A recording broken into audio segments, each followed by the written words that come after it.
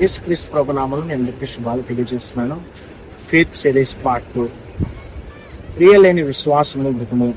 యాకోబు రాసిన పత్రిక 2వ అధ్యాయం 20వ వచనం చూస్తే, ప్రాణము లేని శరీరం ఎలాగ మృతమో అలాగే క్రియలు లేని విశ్వాసము మృతము.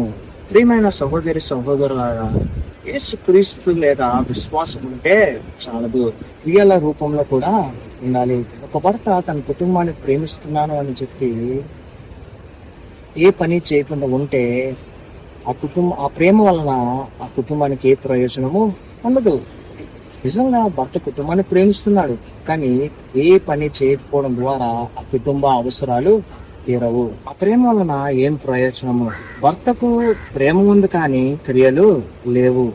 మనలో విశ్వాసం ఉందంటాం కానీ అది ఆ విశ్వాసాన్ని క్రియల్లో చూపించలేకపోతే అది నిష్ప్రయోజనమే. ఆ విశ్వాసము వలన నీకు నాకు ఎటువంటి ప్రయోజనము లాభము ఉండదు. అబ్రాము విశ్వాసానికి పరీక్ష ఎదురైంది. ఆ విశ్వాస పరీక్ష ఏంటంటే, దేవుడు అంటే ఇష్టమా లేదంటే కుమారుడు అంటే ఇష్టమా? అబ్రాము ఆ విశ్వాస పరీక్షను క్రియల్లో చూపించాడు. దేవుని తర్వాతే ఏదైనా అని నిరూపించాడు. విశ్వాసులకు తండ్రి అయ్యాడు. మనము కూడా విశ్వాసములకు క్రియలు కూడా కలపాలి. దేవుడు ఏమన్నాడంటే, మీరు నన్ను ప్రేమించినడలా నా ఆజ్ఞలు గైకొందురు.